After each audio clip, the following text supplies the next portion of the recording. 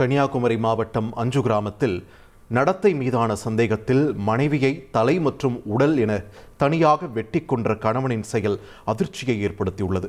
இது பற்றிய கூடுதல் விவரங்களை எமது செய்தியாளர் பிரசாத்திடம் கேட்கலாம்.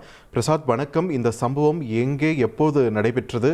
என்னென்ன பிரிவுகளில் தற்பொழுது அந்த கணவர் மீது வழக்கு பதியப்பட்டிருக்கிறது? அங்குள்ள சூழல் என்ன பிரசாத்? வணக்கம். கன்னியாகுமரி மாவட்டம் அஞ்சு கிராமம் அருகே இருக்கக்கூடிய பால்குளம் பகுதியில் குடிசை மாற்று வாரியத்திற்கு சொந்தமான அடுக்குமாடி குடியிருப்பு இருக்கின்றது. இந்த குடியிருப்பில் ஒரு குடியிருப்பில் பாளையங்கோட்டை பகுதியைச் சேர்ந்த 36 வயதான மாரிமுத்து அவருடைய மனைவி மரியசந்தியா குடும்பத்தினர் வசித்து வருகிறார்கள். இந்த மரியசந்தியா மாரிமுத்து தம்பதியருக்கு 2 குழந்தைகள் இருக்கின்றார்கள். மரியசந்தியா தூத்துக்குடியில் இருக்கக்கூடிய மீன் ஏற்றுமதி நிறுவனத்துல பணிபுரிந்து வருகிறார். இது சமீப காலமாக இவங்க மாரிமுத்துவுக்கும் மரியசந்தியாவுக்கும் இடையே கருத்து முரண்பாடு ஏற்பட்டு பிரச்சனை அவ்வப்போது நடந்து வந்திருக்கிறது. தூத்துக்குடியில வேலை பார்த்துட்டு இருக்கக்கூடிய மரியசந்தியா வாரத்துல ஒரு நாள் தான் வீட்டுக்கு வருவது வழக்கம். இந்த மரியசந்தியாவுக்கு வேறு தொடர்பு இருப்பதாக மாரிமுத்துக்கு இருந்த சந்தேகத்தினுடைய அடிப்படையில இவங்களுடைய பிரச்சனை தொடர்ந்து நடைபெற்று இருந்தது. இதனால மரியசந்தியா இந்த ஊருக்கு வர்றதையும் தவிர்த்து வந்திருக்கிறாரு. இந்த சூழல்ல மரியசந்தியாவை கணவர் கால் பண்ணி வர சொல்லி இருக்கிறார். இதை தொடர்ந்து வற்புறுத்தியதுனால மரியசந்தியா நேற்று அங்க வீட்டுக்கு வந்தாங்க. அப்போ வந்த உடனேயே இவங்களுக்குள்ள பிரச்சனை ஆரம்பமாகுது.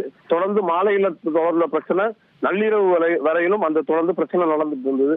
இவங்களுக்குள்ள இருக்கிற பிரச்சனைய வெளியே தெரியாம இருக்கிறதுக்காக வீட்டுல இருக்கிற டிவி சவுண்டை ஜாஸ்தி வச்சுட்டு இந்த பிரச்சனை தொடர்ந்து நடந்துட்டு இருந்தது. ஒரு கட்டத்துல மாரிமுத்து அறிவாளால மனைவியை வெட்டி கொண்டிருக்கிறார்.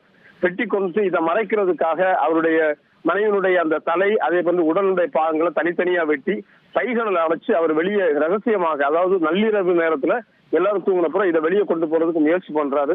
அப்படி பைகளை வெளியே கொண்டு போகும்போது அங்கிருந்த நாய்கள் குறைத்தது.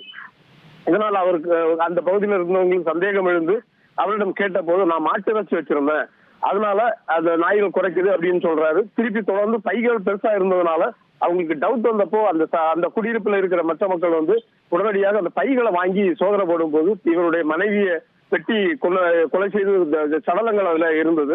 உடனடியாக அஞ்சு கிராமம் காவல்துறைக்கு தகவல் அளிக்கப்பட்டு உடனடியாக அந்த சடலங்களையும் அதே போன்று மாரிமுத்துவையும் போலீசாரிடம் ஹேண்ட் ஓவர் பண்றாங்க.